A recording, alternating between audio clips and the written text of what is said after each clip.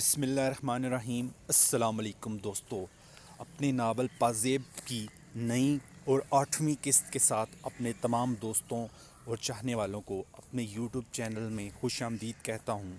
امید ہے آپ سب دوست خیریت سے ہوں گے اور ہمارے اس ناول کو بہت زیادہ انجوائے کر رہے ہوں گے۔ اپنے کمنٹس کا اظہار ضرور کیا کریں، کیونکہ اس سے ہمیں پتہ چلتا ہے کہ آپ ہمارے ناول کو کس حد تک پسند کر رہے ہیں۔ اور اس کے علاوہ بھی اگر کوئی آپ ناول آڈیو میں ہم سے آپ کو کوئی ناول آڈیو میں پسند ہے تو آپ اس کو سننا چاہتے ہیں، اس کو آڈیو میں مکمل جاننا چاہتے ہیں اور سمجھنا چاہتے ہیں، تو اس کے لیے ضرور اپنے کمنٹس میں بتائیے گا۔ تو آئیے جلدی سے اپنی نئی قسط کا آغاز کرتے ہیں۔ شمشیرہ بیگم نے اچھا خاصا کام کر لیا تھا۔ وہ محلے کے ایک ایک کوٹھے پر گئی تھیں اور انہوں نے کوٹھے والیوں کو سمجھایا تھا کہ محلے میں ایک غیر متعلق شخصیت آ گئی ہے جس کا نام رب نواز شاہ ہے۔ یہ کوئی لمبا چکر چل رہا ہے اور آنے والے وقت میں کوئی بہت بڑی بات ہونے والی ہے، چنانچہ سنبھل جائیں۔ اس کے علاوہ غلام شاہ گوگیا کے پاس گیا تھا۔ گوگیا پہلوان ایک باقاعدہ طاقت تھی۔ جب غلام شاہ اس کے ڈیرے میں داخل ہوا تو گوگیا پہلوان ایک تخت پر بیٹھا ہوا تھا اور اپنے آدمیوں سے حساب کتاب کر رہا تھا۔ ہاں بھائی، کون ہے تو؟ سپاری دینے آیا ہے کسی کی؟ آپ نے پہچانا نہیں مجھے؟ پہلوان، میں ہیرا منڈی سے آیا ہوں اور وہاں کے رہنے والوں کا ایک پیغام لایا ہوں آپ کے لیے۔ ہاں بول، کیا بات ہے؟ وہ پہلوان جی، ہیرا منڈی میں ایک آدمی نے گھر بنا لیا ہے اور وہاں اپنے پاؤں جمانے کی کوشش کر رہا ہے۔ محلے والوں کو تنگ کر دیا ہے اس نے، 3-4 لفنگے اس کے ساتھ رہتے ہیں۔ شمشیرہ بیگم نے مجھے آپ کے پاس بھیجا ہے۔ سب کا خیال ہے کہ آپ ایک چکر لگا دیں اور اس بندے کو کان پکڑ کر باہر نکال دیں۔ ابے کمال کرتے ہو، تم نے خود دھلائی کیوں نہیں کر دی ان کی؟ الٹی سیدھی ہم خود دیکھ لیتے۔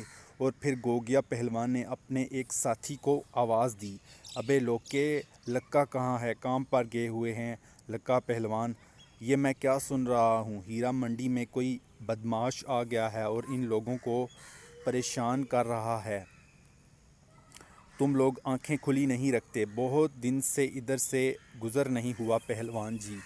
گزر لیا کرو ورنہ کسی وقت خود گزروں گا۔ ہماری جاگیر میں کوئی اور پاؤں جمانے کی کوشش کرے گا۔ کیا نام ہے بھائی تیرا؟ اس نے غلام شاہ سے پوچھا۔ غلام ہوں پہلوان جی، آپ کا غلام شاہ نام ہے۔ ٹھیک ہے، جاؤ، ہم دیکھ لیں گے اسے۔ اور کیا کرتا ہے وہ محلے میں؟ بس جی، تمام دکانداروں پر رعب ڈالتا رہتا ہے۔ ٹھیک ہے، لیکن ٹھہرو لوکے جی پہلوان، جاؤ ان سارے دکانداروں سے کہہ دو کہ ان سے کوئی لین دین نہ کرے، کوئی ان سے واسطہ نہ رکھے۔ ہم خود کسی وقت آ کر انہیں دیکھ لیں گے۔ جا بھائی تو جا۔ کیا نام لیا تو نے اس کنجری کا جہاں سے تو آیا ہے؟ شمشیرہ بیگم۔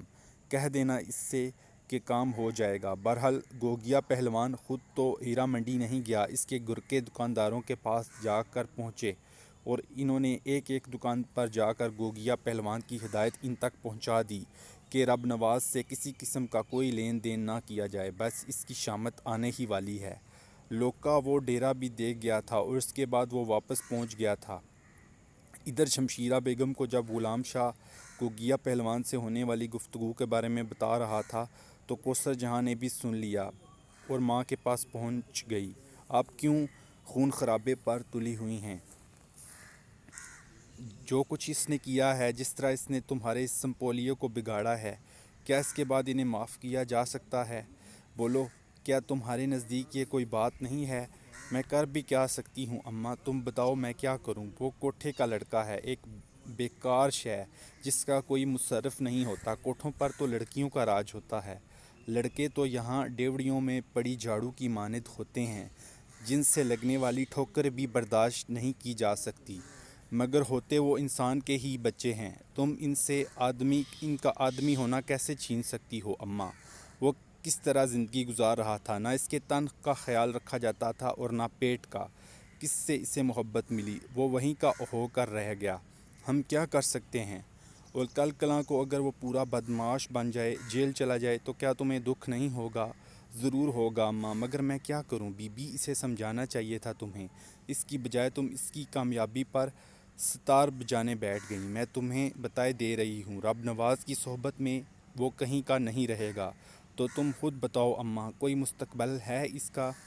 یہاں جوان ہوگا تو زیادہ سے زیادہ سارنگی بجائے گا، طبلہ ٹھوک لے گا، دلال بن جائے گا ہمارا، اور کیا کرے گا؟ جب کہ تم جانتی ہو اماں کہ وہ ایک شریف آدمی کا خون ہے۔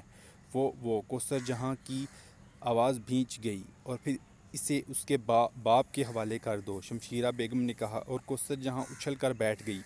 اس کا چہرہ آگ کی طرح تپنے لگا، وہ شمشیرہ کو گور رہی تھی۔ پھر اس نے کہا، کہاں ہے اس کا باپ؟ کہاں ہے اس کا باپ؟ لو، کیا میں اسے چھپائی بیٹھی ہوں؟ تلاش کر لو، مل جائے گا تو اس سے کہو اپنی امانت سنبھالے۔ میں کہتی ہوں اگر یہ ہو جائے تو ہم مصیبت سے بچ جائیں گے، ورنہ بی بی کچھ ہوگا، ضرور کچھ ہوگا۔ یہ بات تو بہت پہلے میں نے تم سے کہی تھی، اس وقت کہی تھی اماں جب وہ چلنے کے قابل ہوا تھا، اور تم نے اس پر مظالم کے پہاڑ توڑنے شروع کر دیے تھے۔ میں نے تم سے کہا تھا اماں کہ اسے اس کے حوالے کر دو جو اس کا ذمہ دار ہے، اور تم نے مجھے ہزاروں صلوتیں سنائی تھیں۔ آج تم وہی بات کر رہی ہو۔ میں تیار ہوں، بتاؤ مجھے کہاں ہے وہ، میں خود اسے اس کے حوالے کروں گی۔ پھر اماں میں وعدہ کرتی ہوں وہ کبھی اس طرف نہیں آئے گا۔ میرا وعدہ ہے اماں، میرا وعدہ ہے۔ کوثر جہاں کے ہونٹ خشک ہو گئے، آنکھیں چمکنے لگی تھیں، عجیب ہیجانی کیفیت طاری ہو گئی تھی اس پر۔ لو بی بی، کسی کو اولاد کے بارے میں پتہ ہوتا ہے کہ وہ کس کی ہے؟ میرا مطلب ہے ہیرا منڈی میں۔ اماں مجھے پتہ ہے، میں جانتی ہوں اماں، مگر تمہیں چھان بین کرنا پڑے گی۔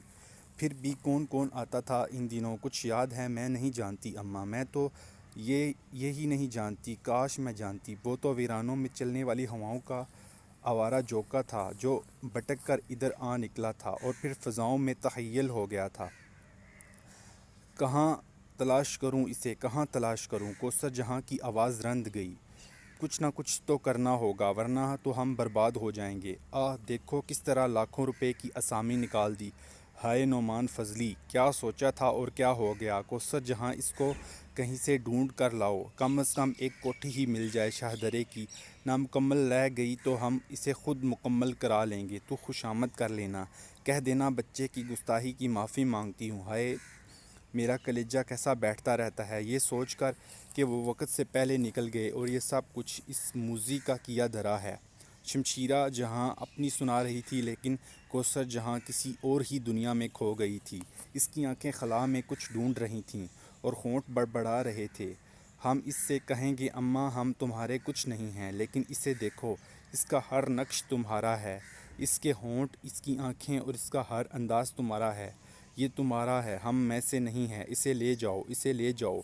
ہم تو دیوار کی گھاس ہیں، مگر اس میں تمہارا وجود ہے۔ ہمارے لیے نہ صحیح، اپنے اسی وجود کے لیے تو آ جاؤ ایک بار، صرف ایک بار۔ کوثر جہاں کچھ اور سوچ رہی تھی اور شمشیرہ بیگم کچھ اور۔ ابھی وہ کچھ اور کہنے ہی والی تھی کہ پوری قوت سے دروازہ کھلا اور خواجو نے اندر چھلانگ لگائی۔ دونوں چونک کر سنبھل گئیں۔ خواجو کا چہرہ ہلدی کی طرح زرد ہو رہا تھا، آنکھیں خوف سے پھیلی ہوئی تھیں، آواز بند تھی۔ بولنے کی کوشش کی تو حلق سے بطخ کی آواز کی طرح کیں کیں کی آواز کے سوا کچھ نہ نکلا، اور اس طرح سے اندر گھسا تھا کہ اپنا توازن نہ سنبھال سکا اور شمشیرہ بیگم کے قریب آ کر زمین پر گر پڑا۔ شمشیرہ بیگم نے جھلا کر لات ماری تو سیدھا کھڑا ہو گیا۔ موت آئے تجھے حاجو، جب مرتا ہے ایسے ہی مرتا ہے۔ ارے کیا ہوا ہے؟ کیا طاعون پھیل گیا شہر میں یا بم پھٹ گیا؟ تیرا بیڑا غرق، دل لرزا دیتا ہے۔ شش شش شش، خواجو کے منہ سے نکلا، اور شمشیرہ بیگم نے ایک اور لات رسید کر کے کہا، ارے منہ سے کچھ تو بول، کچھ تو مر دو دادا مر گیا تیرا، کیا کیے جا رہا ہے؟ شش شش، اس کے علاوہ کچھ بھی نکلے گا تیرے منہ سے؟ دلدار گھوڑا، خواجو کے منہ سے نکلا، اور یہ سن کر شمشیرہ بیگم اچھل پڑیں۔ اسی وقت غلام شاہ بھی پوری جان سے کانپتا ہوا اندر پہنچا۔ اس نے آتے ہی کہا، شمشیرہ بیگم گھوڑا آ گیا۔ میرے مولا خیر کہاں سے آ گیا وہ؟ بگدڑ مچی ہوئی ہے ہیرا منڈی میں، لوگ دکانیں بند کر کے بھاگ رہے ہیں۔ ہائے وہ تو جیل سے نکل بھاگا کیا؟ جیل توڑ دی اس نے؟ جیل کہاں توڑی، 3 سال کی تو ہوئی تھی، اسے سزا پوری ہو گئی۔ ہائے میں مر جاؤں، کیا ادھر ہی آ رہا ہے؟ شمشیرہ بیگم کے چہرے پر بھی سفیدی دوڑ گئی۔ غلام شاہ کے کچھ کہنے سے پہلے ہی باورچی کرامت بھی اندر آ گیا۔ شمشیرہ بیگم دلدار گھوڑا دولہا بنا ہوا ہے اور اپنے ہی جیسے ایک دوسرے گھوڑے پر سوار ہے۔ 15-20 بندے بھی اس کے ساتھ ہیں۔ چھوارے اچھالتا ہوا اسی طرف آ رہا ہے۔ ارے میرے مولا گئی میں تو، ارے کوئی پولیس کو خبر کر دو، کوئی کچھ کرو، بچا لو، ہائے مجھے بچا لو، شمشیرہ بیگم بین کرنے لگیں۔ غلط خبر نہیں تھی۔ 15-20 آدمیوں کے ساتھ ایک گھڑ سوار ہیرا منڈی میں داخل ہوا تھا۔ زر برگ کی شیروانی، چوڑی دار پاجامہ، چوڑا چکلا کسرتی بدن، کن پٹی سے ٹھوڑی تک گہرے زخم کا نشان، سر پر سہرا بندھا ہوا، شمشیرہ بیگم کے کوٹھے کی طرف آ رہا تھا۔ اس کے ساتھی چواروں کے تھیلے اٹھائے مٹھیاں بھر بھر کے اچھالتے ہوئے آ رہے تھے۔ وہ سب کے سب بھی گلاب کے پھولوں سے لدے ہوئے تھے۔ نہ جانے کیوں ہیرا منڈی والے اس سے خوفزدہ ہو رہے تھے۔ شمشیرہ بیگم کے کوٹھے تک بارات پہنچ گئی اور دولہا نیچے اتر آیا۔ پھر اس کی داڑھ سنائی دی، کہاں مر گئے سارے کے سارے، بارات آ گئی ہے اور حرامی سسرال والے غائب ہیں۔ چلو بھائی چلو، اندر چلو، یہ اپنی سسرال ہے۔ اس نے اپنے ساتھیوں سے کہا اور سارے کے سارے شمشیرہ بیگم کے کوٹھے کی سیڑھیاں طے کرنے لگے۔ اندر غلام شاہ، حاجو، شمشیرہ بیگم وغیرہ ایک قطار میں کھڑے ہوئے تھے۔ سب ہی کے چہرے پر دہشت منجمد تھی۔ سلام صاحب جی، ہم آ گئے، دلہن تیار کر دو، قاضی جی ساتھ ہیں، کہہ گئے تھے ہم تم سے کہ اب آئیں گے تو باراتی لے کر آئیں گے اور اپنی دلہن کو لے جائیں گے۔ کہاں ہے ہماری دلہن؟ شمشیرہ بیگم تھر تھر کانپ رہی تھی۔ کسی کے منہ سے آواز نہیں نکلی تھی۔ ابے بیٹھ جاؤ، کھڑے کیوں ہو؟ چلو دودھ ملائی کا بندوبست کرو، بیٹھو، قاضی جی رجسٹر کھول لو۔ اے ساس جی، کھڑی ہوئی منہ کیا دیکھ رہی ہے، دلہن تیار کر۔ اس نے شمشیرہ بیگم سے کہا۔ دلدار تو داماد کہہ بڑھیا، صرف داماد، ناک کاٹ کر ہتھیلی پر رکھ دوں گا۔ ارے سب کھڑے ہوئے منہ کیا دیکھ رہے ہو، تیاریاں کرو۔ اندر یہ ہو رہا تھا اور باہر جگہ جگہ مجمع لگا ہوا تھا، لوگ ٹولیاں بنائے کھڑے تھے، بالکونیاں بھر گئی تھیں۔ سب خوف بھری نگاہوں سے شمشیرہ بیگم کے کوٹھے کی طرف دیکھ رہے تھے۔ کسی کے منہ سے آواز نکلی، ارے وہ دیکھو گوگیا پہلوان۔ ایک بار پھر گردنیں گھوم گئیں۔ 10-12 تانگے ہیرا منڈی میں داخل ہوئے تھے، جن میں گوگیا پہلوان اپنے آدمیوں کے ساتھ موجود تھا۔ گوگیا پہلوان کی اچانک آمد سے مزید سنسنی پھیل گئی تھی۔ بس اب کچھ ہونے ہی والا تھا۔ ہیرا منڈی پر خوف کے بادل لہرا رہے تھے۔ اصل میں دلدار گوڑا بھی لاہور کے ایک علاقے کا بدماش تھا۔ خاصا نام تھا اس کا اور خوب داغ بیٹھی ہوئی تھی۔ 25-30 گرکے تھے اس کے، جو مار پیٹ اور بدماشی میں پکے تھے۔ اچھا کام کر لیا کرتا تھا۔ کئی بار ہی پولیس کا سامنا ہوا تھا اور پولیس اسے نظر انداز کرنے لگی تھی۔ سنا تھا کہ اس کی پشت پر کسی وزیر کا ہاتھ ہے اور وزیر انہی لوگوں کی مدد سے الیکشن میں کامیاب ہوا ہے۔ چنانچہ دلدار گوڑا ہر آفت سے محفوظ تھا، لیکن کسی بات پر وزیر اس سے ناراض ہو گیا اور وہ یہیں مار کھا گیا۔ وزیر سے بگاڑ کر کچھ دن بعد اس کا گزر شمشیرہ بیگم کے کوٹھے پر ہوا اور وہ کوثر جہاں کی پرسوز آواز کے سحر میں گرفتار ہو گیا۔ عشق و محبت کے گداز سے تو ناواقف تھا، ہر پسندیدہ شے پر ڈاکہ مارنے کا عادی تھا۔ چنانچہ اس نے کوثر جہاں اپنے نام لکھ لی اور شمشیرہ بیگم سے اس کی قیمت پوچھی۔ شمشیرہ بیگم نے اسے نرمی سے سمجھایا کہ کوٹھے آرٹ گیلری ہوتے ہیں، دکان نہیں۔ تم یہاں نوادرات کی زیارت کر سکتے ہو، انہیں خرید نہیں سکتے۔ اس بات پر دلدار گوڑا بگڑ گیا۔ تم ہمیں جانتی ہو شمشیرہ بیگم، ہم آرٹ گیلریاں ویران کر دیتے ہیں، بیچو گی نہیں تو یہ لوٹ لیں گے۔ یہ اتنا آسان نہیں ہوگا دلدار، ایسی غلطی نہ کرنا، آتے جاتے رہو، لطف اٹھاؤ، ہر چیز ملکیت نہیں بنائی جاتی۔ لوٹ سکتے ہو تو جاؤ، شاہی قلعہ لوٹ لو اور اپنے گھر لے جاؤ۔ شاہی قلعہ بھی ہمیں پسند آیا تو ہماری ملکیت بن جائے گا۔ شمشیرہ بیگم ہماری مانو، کوثر جہاں ہمیں دے دو، عزت سے گھر میں ڈال لیں گے، ٹکے بکنے سے بچ جائے گی تو کیا نکاح کرو گے اس سے؟ اتنی ہی دل کو بھائی تو نکاح بھی کر لیں گے۔ تم اس کے لیے پریشان نہ ہو تو گھر جاؤ، بارات لے کر آؤ، ذرا ہم بھی تمہارا عشق دیکھیں، کوٹھوں کے آداب سیکھ کر آؤ۔ دلدار، شرفا کی صحبت اختیار کرو، جوانی منہ زور ہوتی ہے، اسے اس طرح تباہ مت کرو، ہمیں تم پر ترس آتا ہے۔ شمشیرہ بیگم نے کہا۔ در حقیقت وہ دلدار گوڑا کی مکمل شخصیت سے واقف نہیں تھیں۔ ہماری جوانی اور تباہ ہو جائے، بھلا وہ کیسے؟ یہ تو وقت ہی بتائے گا تمہیں۔ وقت ٹھیک ہے شمشیرہ بیگم، اگر ہم اس وقت کوثر جہاں کو لے گئے تو سوچو گی کہ تمہیں موقع نہیں ملا۔ ہم تمہیں موقع دے رہے ہیں سوچنے کا، اور اب ہم جب آئیں گے تو بارات لے کر ہی آئیں گے، اور تمہیں بارات بلانے پر مجبور ہونا پڑے گا۔ اگر ایسا ہوا تو ہم پھولوں کے ہار لے کر تمہارے استقبال کریں گی، شمشیرہ بیگم نے کہا۔ دراصل ان دنوں پولیس کے سب سے بڑے افسر سے شمشیرہ بیگم کی بڑی دوستی تھی اور انہیں اس افسر پر بہت زیادہ اعتماد تھا۔ بہرحال دلدار چلا گیا، لیکن اس نے ایک عجیب طریقہ کار اختیار کیا اور وہ ہیرا منڈی پر آفت آ گئی۔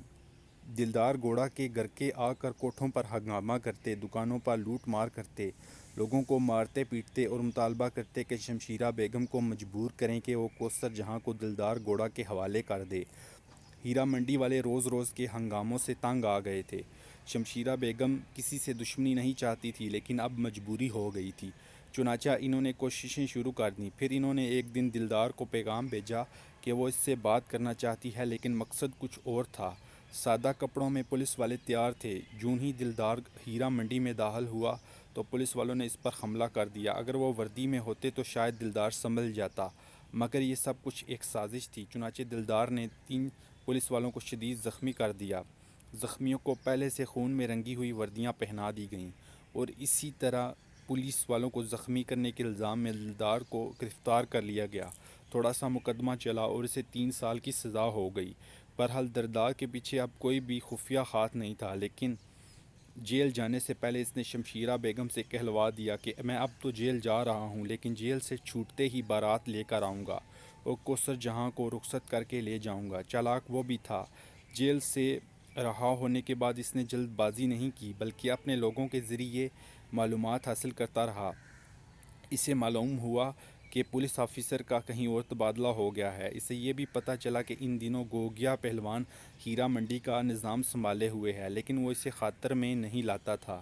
چنانچہ اس وقت پوری تیاریوں سے اس نے ہیرا منڈی کا رخ کیا تھا، لیکن بالکل اتفاق تھا کہ گوگیا پہلوان اپنے گنڈوں کے ساتھ شمشیرہ بیگم کی فریاد پر رب نواز کا دماغ درست کرنے کے لیے ہیرا منڈی آیا تھا۔ یہ لوگ تانگوں میں بھر کے آئے تھے اور ان کا خیال تھا کہ رب نواز کے 3-4 آدمی اس کے گروہ کے آنے کی خبر سن کر اپنے گھروں سے نکلنے کی جرات بھی نہیں کریں گے۔ اس نے سوچا تھا کہ رب نواز کو سڑک پر نکال کر مرغا بنائے گا اور خوب بےعزتی کرنے کے بعد ان کا سامان ان کے کندھوں پر رکھوا کر کہے گا کہ آئندہ ہیرا منڈی کا رخ نہ کریں۔ لیکن جب تانگے ہیرا منڈی میں داخل ہوئے تو اس نے جگہ جگہ لوگوں کے مجمع دیکھے۔ دکانیں دھڑا دھڑ بند ہو رہی تھیں۔ یہ کیا ہو رہا ہے؟ اس نے حیرانی سے کہا۔ لگتا ہے رب نواز نے کوئی گڑبڑ کی ہے، اسے پتہ چل گیا ہوگا کہ شمشیرہ نے اپنا آدمی ہمارے پاس بھیجا ہے۔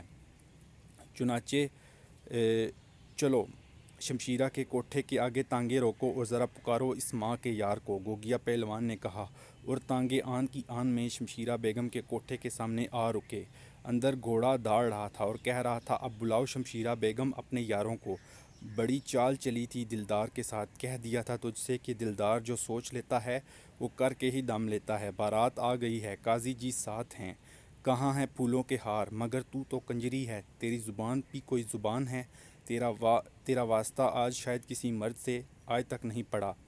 دلدار تجھے خدا کا واسطہ۔ شمشیرہ بیگم ہاتھ جوڑتے ہوئے کانپتی ہوئی بولیں، ارے واہ، یاروں کو یاد کرنے والی آج خدا کو یاد کر رہی ہے۔ الے تبلیغیوں، کتیا کے پلو، دلہن کو تیار کر کے لاؤ۔ اسی وقت دلدار گوڑا کا ایک گرکا لپک کر اندر آیا۔ استاد 10-12 تانگے آ کر رکے ہیں، وہ لکے کے آدمی ہیں، کیونکہ لکا بھی ان کے ساتھ ہی ہے، اور گوگریا پہلوان بھی۔ ارے موت آئی ہے اس کتے کی جو ہمارے سامنے آیا ہے، کل تک سبزی بیچا کرتا تھا۔ دلدار گوڑا تڑپ کر کھڑا ہو گیا، پھر اس نے خونی نگاہوں سے شمشیرہ بیگم کو دیکھا اور بولا، مان گئے رے کنجری تجھے، بلی بہت ہی جلدی بلا لیے اپنے یار، مگر پرواہ مت کر، انہیں بہنوئی بن کر ہی دکھائیں گے۔ سنو بے تم 3 آدمی یہاں رکو، یہ بھاگنے نہ پائیں، اور یہ سسری اپنی جگہ سے ہلے تو ناک کاٹ دینا اس کی۔ دلدار گوڑا نے اپنے ساتھیوں سے کہا، اور پھر سب برا مار کر باہر نکل گئے۔ نیچے سے گوگیا کی گرج سنائی دے رہی تھی، ابے او ماں کے جنوں، نیچے آؤ، ذرا باپ سے بھی مل لو۔ باپ نیچے کھڑا ہے اور تم اوپر لٹک رہے ہو۔ آ رہے ہیں کنجر، آ رہے ہیں سالے ترکاریوں والے۔ باپ کی زندگی ترکاریاں بیچتے گزر گئی اور بیٹا تھانیدار بنا بیٹھا ہے۔ ابھی تیری تھانداری ختم کرتا ہوں۔ گوگیا کے خواب میں بھی یہ بات نہیں تھی کہ اوپر سے کون برآمد ہوگا۔ دلدار کو دیکھ کر وہ بوکھلا گیا۔ اس کی سمجھ میں کچھ نہیں آیا تھا، لیکن اسے سمجھنے کا موقع بھی نہیں ملا۔ دلدار کے ساتھیوں نے نیچے اترتے ہی گوگیا کے ساتھیوں پر حملہ کر دیا، اور اب بات آن پر آ گئی تھی۔ حملہ کرنے والوں کو بلا جواب نہ دے کر کسے پیٹھ دکھانی تھی۔ چنانچہ سوچے سمجھے بغیر کہ جھگڑا کس سے ہے، کام شروع ہو گیا۔ وہ ویسے بھی اس وقت اپنی حیثیت کو قائم رکھنا ہی تھا، کیونکہ بات ہیرا منڈی کی تھی۔ بڑی آمدنی ہوتی تھی یہاں سے، روب کے بل پر ہی تو پیسے ملتے تھے، ورنہ سب ایک جیسے ہی ہوتے ہیں۔ چنانچہ گوگیا پہلوان کی لڑائی اس وقت مجبوری کی لڑائی تھی۔ اس کے ساتھی بھی کم نہیں تھے۔ زبردست جنگ کا آغاز ہو گیا۔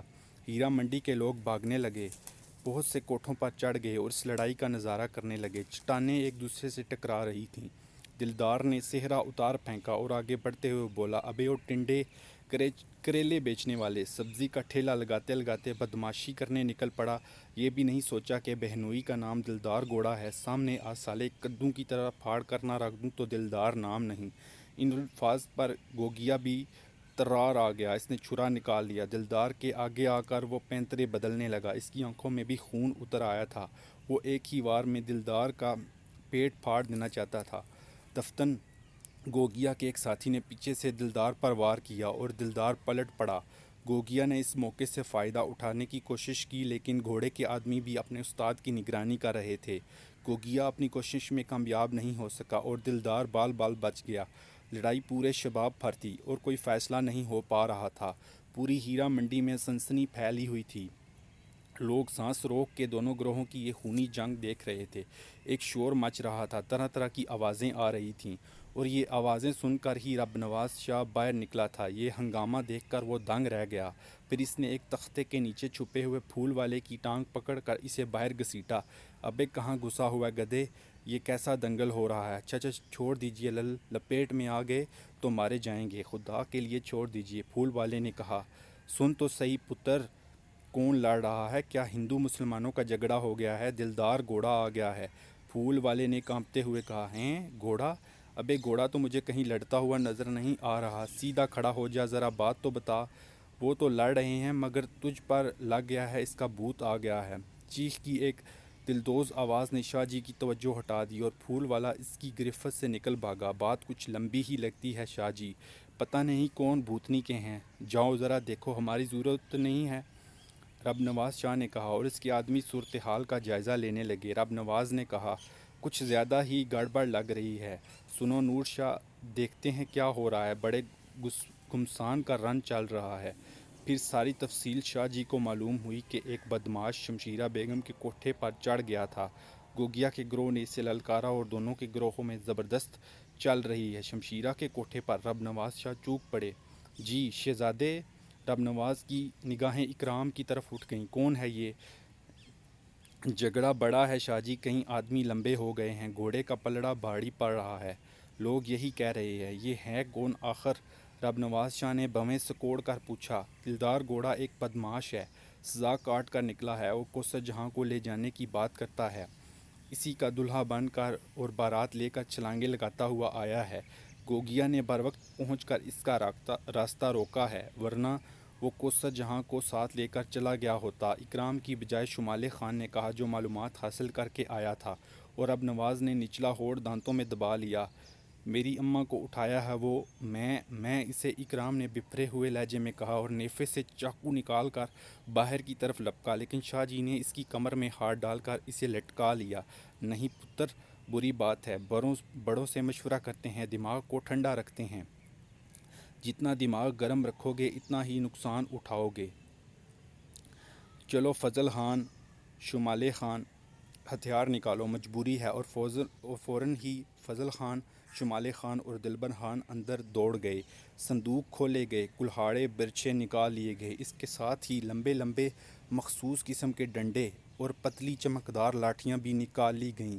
لاٹھیوں کے دونوں سرے آپس میں ملا کر ان کی لچک کا جائزہ لیا گیا، اور خاص قسم کے ننچکو بھی نکال لیے گئے، جن کے سروں پر کانسی کے دو لٹو بنے ہوئے تھے۔ آتشی اسلحہ بھی تھا، لیکن کراچی یونیورسٹی کے تربیت یافتہ جنگ و جدل کے ماہر رب نواز شاہ کو معلوم تھا کہ کون سے اسلحے کا استعمال کتنے سنگین جرم کا باعث بنتا ہے، چنانچہ جو اسلحہ ساتھ لیا گیا تھا وہ آتشی نہیں تھا۔ ہاں، اگر مقابل پارٹی کی طرف سے آتشی اسلحے کا استعمال ہوتا تو پھر اس کا بھی معقول انتظام تھا۔ چنانچہ رب نواز شاہ کی یہ آرمی تیار ہو گئی اور میدان میں آ گئی۔ آؤ، انہوں نے آہستہ سے کہا۔ اکرام بھی ان کے ساتھ ہی تھا۔ باہر بدستور قیامت مچی ہوئی تھی۔ دلدار کے آدمیوں نے گوگیا کے 10 آدمی لمبے کر دیے تھے اور اس کے ساتھی مسلسل پٹ رہے تھے۔ خود لکا کا سر پھٹ چکا تھا مگر وہ سر پر رومال باندھ کر مسلسل لڑ رہا تھا۔ لڑائی کا پلڑا دلدار گھوڑے کے حق میں گیا تو وہ دوبارہ شمشیرہ بیگم کے کوٹھے پر چڑھ گیا اور اندر سے دوبارہ چیخوں کی آوازیں آنے لگیں۔ رب نواز سب سے آگے تھا، اس کے ساتھی اکرام اور باقی ساتھی پیچھے تھے۔ بالکونیوں سے، دکانوں کے تختوں سے، ہر جگہ سے ان لوگوں کو دیکھا گیا۔ رب نواز کی چال میں ایک انوکھا وقار تھا۔ وہ اس وقت کسی فوج کا جرنیل لگ رہا تھا اور اس کا چہرہ بے حد سنجیدہ تھا، یہاں تک کہ وہ لڑنے والوں کے قریب پہنچ گیا اور پھر اس کی کڑکدار آواز تمام آوازوں پر چھا گئی۔ رک جاؤ کتے کے پلو، کیا عورت کی طرح چیخ چیخ کر پٹک رہے ہو؟ حرام زادو، میں تمہارا باپ تمہارے سامنے کھڑا ہوں اور تم اس کے ساتھ کبڈی کھیل رہے ہو۔ کون ہے گوگیا کے ٹٹو؟ جھگڑا چھوڑ کر پیچھے ہٹ جائیں۔ بات تھی کچھ آواز میں، اثر ہوا اور ایک لمحے کے لیے سب کے ہاتھ رک گئے، گردنیں گھوم گئیں اور لڑنے والے ادھر ادھر دیکھنے لگے۔ اگر بات کانوں تک نہیں پہنچی تو دوبارہ سن لو۔ گوگیا کے آدمی سب ادھر کھڑے ہو جائیں، جلدی کرو کمین زادو، ورنہ جو سامنے پڑے گا ادھیڑ کر رکھ دوں گا۔ رب نواز کی آواز ابھری اور ساتھ ہی انہوں نے ایک سمت اشارہ کیا۔ آواز کا ہی سحر تھا کہ گوگیا کے بچے کچے آدمی پیچھے ہٹ گئے اور رب نواز کی بتائی ہوئی جگہ پر جا کر کھڑے ہو گئے۔ خود گوگیا بھی کئی قدم پیچھے ہٹ گیا تھا۔ سب کی نظریں شاہ جی پر جمی ہوئی تھیں۔ رب نواز دلدار گھوڑے کے آدمیوں کو دیکھ کر بولا، کہاں ہے وہ کتیا کا جنا جو دلہا بن کر اپنی اماں کے گھر آیا ہے؟ کون ہے تم میں سے دلدار؟ اسی وقت شمشیرہ بیگم کے کوٹھے کی سیڑھیوں سے غلام شاہ لڑکتا ہوا نیچے آ گرا۔ اوپر سے شمشیرہ بیگم کے بین کرنے کی آوازیں آ رہی تھیں۔ پھر زینے کے اوپر سے دلدار نیچے اترا۔ وہ کوثر جہاں کی کلائی پکڑے ہوئے تھا اور اس کے ایک ہاتھ میں چاقو لہرا رہا تھا۔ وہ کوثر جہاں کو گھسیٹتا ہوا نیچے لا رہا تھا۔ حالانکہ پہلے وہ نیچے ہی لا رہا تھا مگر جب اس نے محسوس کیا کہ اس کے آدمی گوگیا کے آدمیوں پر چھا گئے ہیں اور گوگیا کی ترم خانی دم توڑ چکی ہے تو وہ اطمینان سے اوپر چڑھ گیا تھا اور کوثر جہاں کو اس کے کمرے سے گھسیٹ لایا تھا۔ اس کے ساتھیوں نے غلام شاہ کی اچھی خاصی مرمت کر دی تھی اور جب غلام شاہ نے دلدار کے پیڑوں سے لپٹ کر اسے روکنے کی کوشش کی تو اس نے لات مار کر اسے نیچے پھینک دیا تھا۔ دلدار گھوڑے نے نیچے اترنے کے بعد کہا، بارات لے کر آئے تھے شمشیرہ بیگم، رخصت کر کے لے جا رہے ہیں دلہن کو، اب جو کیا جائے کر لینا۔ اکرام نے یہ منظر دیکھا تو طیش سے بے قابو ہو کر زینے کی طرف جھپٹا، لیکن شاہ جی نے بڑھ کر اس کا ہاتھ پکڑ لیا اور دلدار سے مخاطب ہو کر کہا، ابا کھڑے ہیں تیرے، باپ کی اجازت کے بغیر ہی شادی رچانے آ گیا؟ تب پہلی بار خاص طور سے دلدار نے اسے دیکھا اور اس کے بعد اپنے آدمیوں کو اور اس کے بعد گوگیا کے الگ کھڑے ہوئے آدمیوں کو جو سب کے سب کٹے پھٹے تھے۔ تمہاری موت تمہیں کیوں آ گئی ہے؟ مارو، ہر اس آدمی کو مارو جو راستے میں آئے۔ دلدار گھوڑے نے حکم دیا اور پھر اس کے آدمیوں میں جیسے زندگی دوڑ گئی۔ وہ سنبھلے ہی تھے کہ ان پر قیامت ٹوٹ پڑی۔ سب سے پہلا وار نور شاہ نے کیا تھا اور اپنا عجیب و غریب ہتھیار گھمایا تھا۔ پہلے ہی حملے میں 2 کی کمر ٹوٹ گئی۔ دلبر خان نے زنجیر کھولی، کانسی کے گولے جس کے اوپر بھی پڑے وہ ڈھیر ہو گیا۔ فضل خان اور شمالے خان کی لاٹھیاں گردش کرنے لگیں اور شائیں شائیں کی آوازوں سے ماحول گونج اٹھا۔ گوگیا کے آدمیوں نے ایک بار پھر آگے بڑھنا چاہا تو شاہ جی نے ہاتھ اٹھا کر روک دیا۔ خاموش کھڑے رہو، بیچ میں آئے تو کھوپڑیاں کھل جائیں گی۔ ان کے قدم ایک بار پھر رک گئے۔ کھوپڑیاں کھل رہی تھیں اور لاٹھیاں گھوم رہی تھیں، اس طرح گھوم رہی تھیں کہ نظر بھی نہیں آ رہی تھیں۔ اکیلے فضل خان نے ہی 6-7 گرا دیے تھے، دوسروں کو زیادہ محنت ہی نہ کرنی پڑی۔ خود رب نواز نے تو ہاتھ بھی نہ ہلایا تھا۔ دلدار اس افتاد سے گھبرا گیا۔ اس نے کوثر جہاں کا ہاتھ چھوڑا اور جلدی سے اوپر بھاگ گیا۔ آؤ ادھر آؤ دلہے میاں، ہم بھی ذرا تمہاری نظر اتاریں، نظر لگ جائے گی۔ آ جاؤ، منہ پر رومال رکھ کر آ جاؤ، بہت شرما رہے ہو، رب نواز نے مسکراتے ہوئے کہا اور دلدار ادھر ادھر کھسکنے لگا۔ اس کی سمجھ میں نہیں آ رہا تھا کہ اس آدمی کے سامنے سب جی چھوڑ چکے ہیں اور صرف پٹ رہے ہیں۔ ایک بار پھر رب نواز نے انہیں دیکھا اور بولے جس کا پیٹ بھر گیا ہو وہ نیچے بیٹھ جائے، اور سنو فضل خان، جو نیچے بیٹھ جائے اسے مت مارنا۔ سن ابے او اماں کے یار، یہ جو چاقو تیرے ہاتھ میں ہے اس سے اپنا آدھا کان کتر کا سامنے پھینک دے، اور چیخ چیخ کا ہرا منڈی میں جتنی عورتیں رہتی ہیں ان سے کہہ دے کہ وہ سب تیری مائیں اور بہنیں ہیں، فوراً کام شروع کر دے کمینے، ہماری کھوپڑی گھوم رہی ہے۔ ایک لمحے کے اندر دلدار گھوڑا کے تمام آدمی نیچے بیٹھ گئے اور مجبوراً رب نواز کے آدمیوں کو ہاتھ روکنے پڑے۔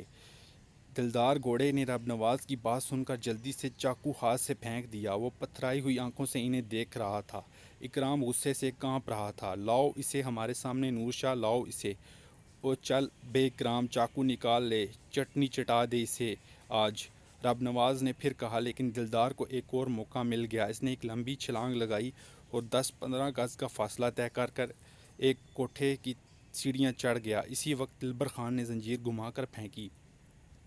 صرف 1 سیکنڈ کی دیر ہو گئی تھی، ورنہ زنجیر لپٹ گئی تھی دلدار کے پیروں سے۔ کوٹھے پر پہنچ کر اس کی چھت پر پہنچا اور وہاں پہنچ کر دوسری چھت پر، پھر تیسری پر، اور آن کی آن میں وہ نگاہوں سے غائب ہو گیا۔ ہیروں منڈی کے لوگوں نے اور کوٹھے والیوں نے زندگی میں پہلی بار اتنا عجیب و غریب تماشا دیکھا تھا۔ پانسا ہی پلٹ گیا تھا۔ نہ گوگیا دلدار گھوڑے کا کچھ بگاڑ سکا اور اس کے آدمی الٹے سیدھے پڑے ہوئے تھے، اور نہ ہی اس کے بعد دلدار کے آدمی ٹک سکے تھے۔ صرف 4 آدمیوں نے وہ کھیل دکھایا تھا جو ناقابل یقین تھا۔ سالے ہجڑے لڑنے آئے تھے، زنہوں سے لڑ کر اوزار گندے کیے، رب نواز نے منہ بنا کر کہا، اور اکرام کا ہاتھ پکڑ کر واپس اپنے ڈیرے کی طرف چل پڑا۔ گوگیا عقب سے انہیں جاتے دیکھ رہا تھا۔ پھر اس نے پیچھے پلٹ کر بالکونی میں کھڑے لوگوں سے پوچھا، کیا یہی رب نواز تھے؟ ہاں، بہت سی آوازیں مختلف لوگوں کے منہ سے نکلی تھیں اور گوگیا کے چہرے پر عجیب سے تاثرات پھیل گئے تھے۔ اس کے بعد اس نے اپنے ساتھیوں سے کہا، مرو جلدی سے یہ گندگی اٹھاؤ، ٹانگوں میں بھرو، کہیں پولیس نہ آ جائے۔ ٹوٹے پھوٹے لوگ اپنے زخمی ساتھیوں کو ڈنڈا ڈولی لے کر اور اپنے ٹانگوں میں ڈالنے لگے، اور سارے ٹانگے تھوڑی ہی دیر میں ہیرا منڈی سے باہر نکلنے لگے۔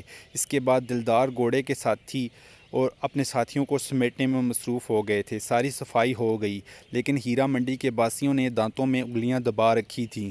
شاہ جی کو انہوں نے گھر کی مرغی سمجھا تھا، لیکن آج جو رنگ سامنے آیا تھا وہ ناقابل یقین تھا۔ دلدار گھوڑا جلاد تھا۔ 3 سال پہلے اس نے جس طرح ان پر مظالم ڈھائے تھے وہ آج تک انہیں بھول نہیں سکے تھے۔ گوگیا اور اس کے ساتھیوں کی شکست دیکھ کر ہیرا منڈی والوں نے سوچا تھا کہ برے دن آ گئے، اب ہیرا منڈی چھوڑ کر بھاگنا ہی پڑے گا، لیکن اچانک شاہ جی نے چند لمحات میں ہی کھیل ختم کر دیا۔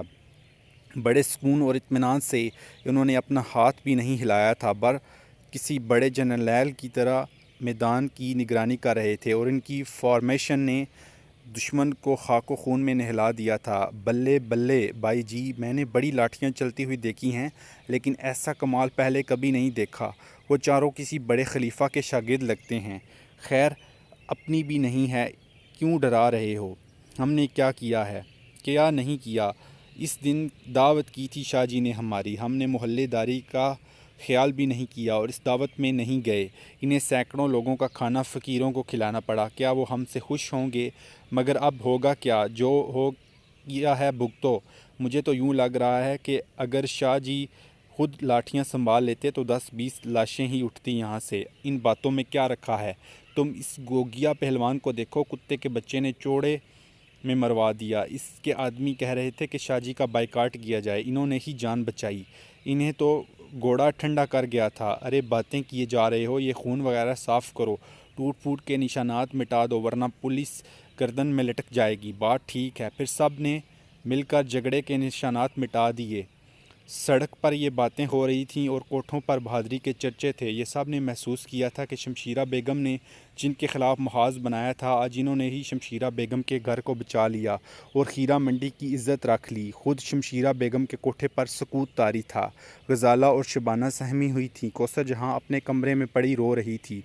شمشیرہ بیگم سر پکڑے بیٹھی تھی۔ غلام شاہ فرش پر لمبے پڑے تھے۔ حاجوں نے ان کی کمر اور گھٹنے میں ہلدی چونا لگایا اور دودھ میں پھٹکڑی ڈال کر پلائی تھی۔ کم بخت گھوڑے نے ایک ہی لات میں انہیں بال کی طرح اچھال دیا تھا اور ایک اور بائی آئیں اور انہوں نے کہا شمشیرہ بیگم کیا سوچ رہی ہو، مقدر کو رو رہی ہو؟ نہیں، یہ سب کچھ تو ہوتا ہی رہتا ہے، اب یہ بتاؤ آگے کیا کرنا ہے؟ پولیس میں رپورٹ درج کراؤ گی؟ جیسا تم کہو۔ ہماری رائے یہ ہے کہ ایسا نہ کیا جائے، اس وقت تو سچی بات یہ ہے کہ شاہ جی نے تم پر بڑا احسان کیا ہے، ورنہ گوگیا تو گھوڑے کے آگے چوہا نکلا، اس نے تو مروا ہی دیا تھا۔ ارے مجھے تو سب کی ملی بھگت لگتی ہے، شمشیرہ بیگم نے کہا۔ کیسی ملی بھگت؟ تم ان بدماشوں کے چلتر نہیں جانتی، اپنے پیر جمانے کے لیے یہ ایسی ایسی چالیں چلتے ہیں کہ سمجھنا مشکل ہو جائے، ہو سکتا ہے یہ بھی ایک چال ہو۔ نہیں شمشیرہ بیگم، کم از کم اس معاملے میں تمہاری بات میری سمجھ میں نہیں آ رہی، جو مار پڑی ہے انہیں دلدار گھوڑے کو، اس کا جواب نہیں ہے۔ خیر، اگر تمہیں پولیس میں رپورٹ درج کرانا ہے تو خبردار گواہوں میں ہمارا نام نہ لکھوانا۔ تو کیا اکیلا چھوڑ دو گی تم مجھے؟ سب بابا، سب کو اپنی اپنی پڑی ہے، جو تمہارا دل چاہے کرو اور جو ہمارا دل چاہے گا ہم کریں گے۔ ٹھیک ہے، جیسی تم لوگوں کی رائے، میں رپورٹ نہیں لکھواؤں گی۔ پولیس آئی صاحب نے ایک ہی بیان دیا کہ بدماشوں کے دو گروہ لڑ پڑے تھے، وہ کون تھے، کہاں سے آئے تھے، کسی کو کچھ معلوم نہیں۔ اسی طرح بات رفع دفع ہو گئی۔ دوستو، یہ تھی آج کی ہماری 8ویں قسط۔ امید ہے آپ سب کو ہمارا یہ ناول جو ہے بہت زیادہ پسند آ رہا ہوگا۔ اپنے خیالات کا اظہار کمنٹس میں ضرور کیجیے گا، ہماری ویڈیو کو لائک کریں، ہمارے چینل کو سبسکرائب کریں اور ساتھ اس ویڈیو کو اپنے گروپس میں بھی شیئر کریں اور اپنے دوستوں کے ساتھ بھی ضرور شیئر کریں۔ ہم اسی طرح مزید اچھے ناول آپ کے لیے آڈیو میں لے کر آتے رہیں گے۔ آج تک کے لیے اتنا ہی، مجھے اجازت دیجیے۔ اللہ حافظ۔